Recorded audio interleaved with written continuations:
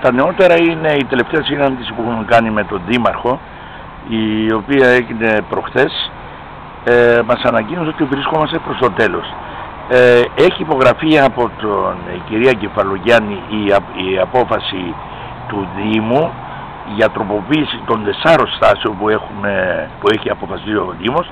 Είμαστε αποδεχτεί εμείς, γιατί όλοι γίναμε μάρτυρες ότι συμβαίνει κάτω το καλοκαίρι στις 3-4 στάσεις αυτές που είναι στο Μαντράκι, στο Δημητριάδη, στην Κολώνα και μπροστά από το λιμάνι. Έχουν μάρτυρες, για να κάνεις αυτή τη διαδρομή 1 χιλιόμετρο θέλεις πάνω από μισή ώρα. Είπαμε λοιπόν ότι αυτό το πράγμα δεν πρέπει να συνεχιστεί φέτος. Κάναμε μία στάση εργασία, είχαμε αποφασίσει να κάνουμε απεργία, αλλά ευτυχώς το θέμα είναι προς τη λύση του και ελπίζουμε μέσα στο πρώτο 15 του Απριλίου να έχει λυθεί. Αν δεν έχει λυθεί, θα έχουμε συνεχείς απεργίες για αυτό το θέμα και είναι ντροπή και αμαρτία. Δεν μπορεί ένας Δήμος να πάρει απόφαση για να κάνουν κουμάντος σε αυτό το Δήμο 2 επιχειρηματίες.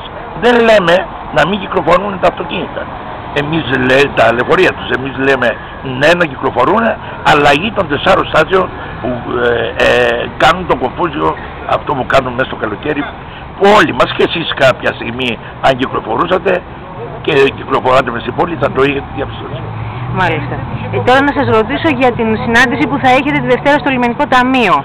Ναι, τη Δευτέρα γίνεται μία σύσκεψη στο Λιμενικό Ταμείο να πάρθουν κάποιες αποφάσεις για την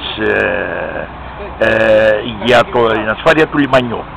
Εμείς λοιπόν, επειδή συνυπιάτσαμε στο λιμάνι, μας καλέσανε για να βρούμε μία λύση. Εμείς προτείναμε 2 σημεία. Πιστεύουμε ένα από τα 2 σημεία να είναι αποδεκτά από το Λιμενικό Ταμείο. Εμείς δεν θα σε αυτή που θα φέρουμε αντίσταση όπως η ασφάλεια του λιμανιού, γιατί αυτά τα κουραζερόπλια που έρχονται στο τόπο μας, στο νησί μας, αφήνουν πάρα πολλά λεφτά.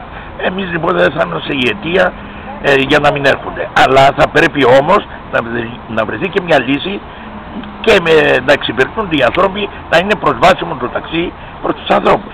Δεν λέμε να καθόμαστε στη μέση του λιμανιού, όμως σε μια άκρη ή κάπου που να μπορεί έχετε μια πιάτσα που να είναι και προσβάσιμη. Έτσι. Εμείς και την άλλη φορά που μας είπε ο Δήμαρχος κάθε Πέμπτη που έρχεται αυτό το κουαραζερόπλιο για να φορτώσει τους πελάτες επί 2 μέρες, δεν μπαίνουμε στο λιμάνι, συμμορφωθήκαμε, είμαστε υπέρ της ασφάλειας του λιμανιού για να αισθάνονται οι ξένοι και οι πράκτορες και οι ίδιοι οι πελάτες ασφαλείς, και δεν θα φέρουμε και αυτή τη φορά αντίσταση. Αλλά να μην πεταχτούμε, ξέρω εγώ, στα σφαγεία, σε ένα μέρος που οι 5.000, 8.000 που έρχονται με τα κουραζερόπλια να είναι προσβάσιμο το ταξί και να μπορούν να εξυπηρετηθούν.